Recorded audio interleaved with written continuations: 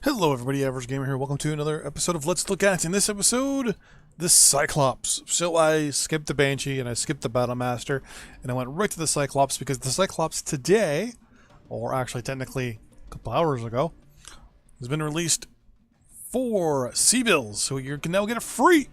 So I thought I would do a quick little video on the Cyclops here and tell you what, whether you should get it or not. First thing in my eyes, this thing is a beast on the battlefield. Sleipnir here is, in my eyes, one of the better of the 6 available. You can do dual Gauss. You can do quad autocannons.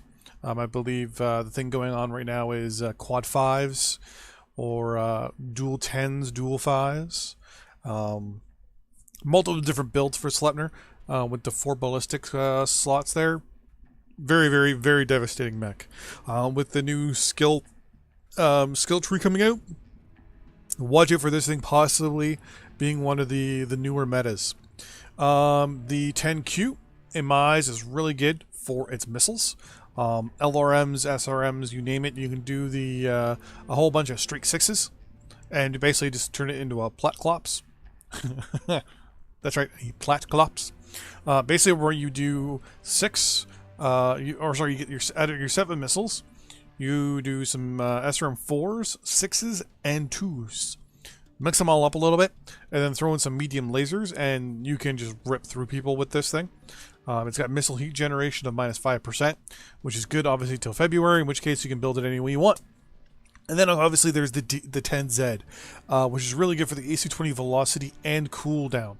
That AC-20 on the right torso can just dish out so much damage. It's really good. To be 100% honest with you, I have, as you can see, all of them. And I have not had a problem with any of them, actually.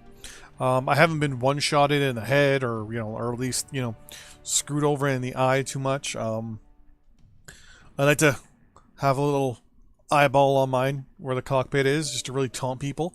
Overall, though, very, very good mech. On a scale of 1 to 10, this thing's definitely an 8 or a 9.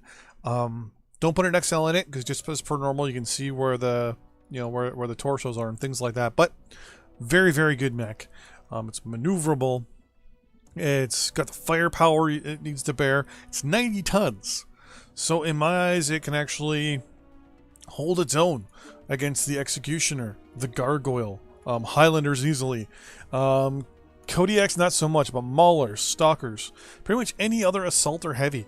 It can keep it pretty much good against. The mechs I have a problem with that I've noticed with it are Kodiaks, Dire Whales, and Atlases. And someone who throws an XL engine into an assault, I get the odd problem with them. But overall, amazing mech. Now, you're gonna probably look at the prices here and say, well, it's 8 million. 8 million. That's a lot, right? Believe me, it is worth it. I have, as I said, every single one. Boom.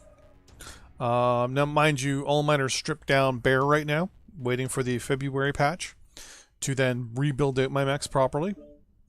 But devastating builds that you can do with this thing, and then come February, when you can modify it however you want, this thing is going to be even more devastating. Keep an eye out for this guy in February, for sure. Until then, see you guys next time. Bye-bye.